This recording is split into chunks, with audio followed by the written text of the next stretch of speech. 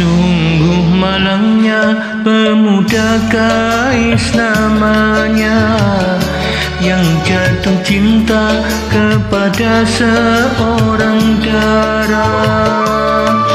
Puteri saudagar kaya, Laila namanya, sedangkan ia hanya anak seorang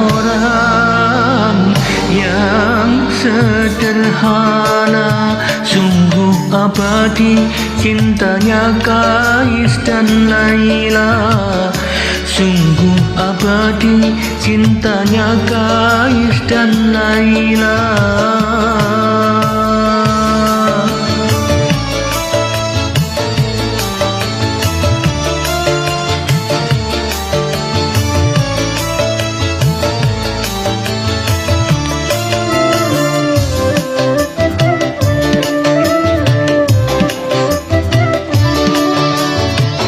Laila pergi diasingkan ayahnya, agar mereka tak lagi saling mencinta.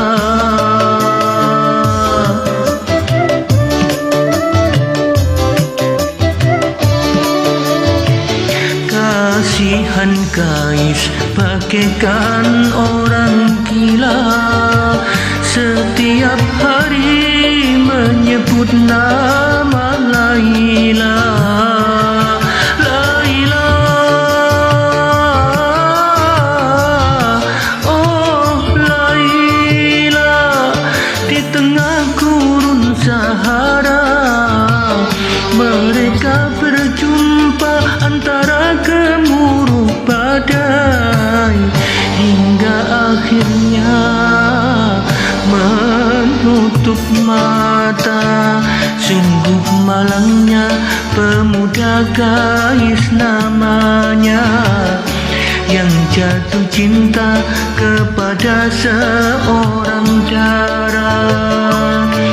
Puteri saudagar kaya, Laila namanya, sedangkan ia hanya anak seorang yang sederhana. Sungguh abadi cintanya Kais dan Laila, sungguh abadi cintanya Kais dan Laila.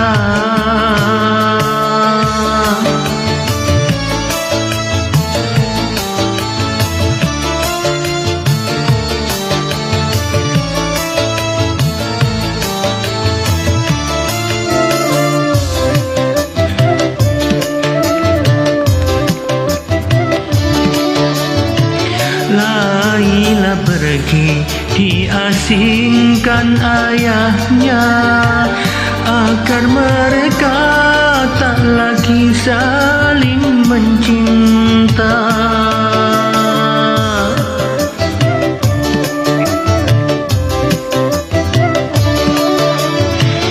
Kasihan Kais bagaikan orang gila, setiap hari menyebut nama Laila. Laila,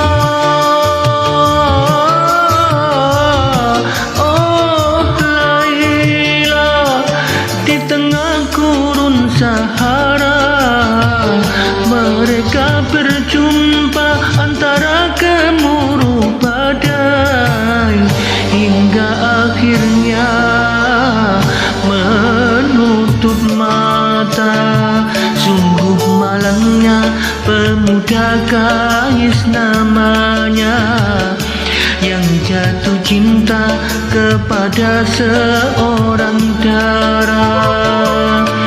Puteri saudagar kaya, Laila namanya, sedangkan ia hanya anak seorang yang sederhana. Sungguh abadi cintanya Kais dan Laila, sungguh abadi cintanya Kais dan Laila.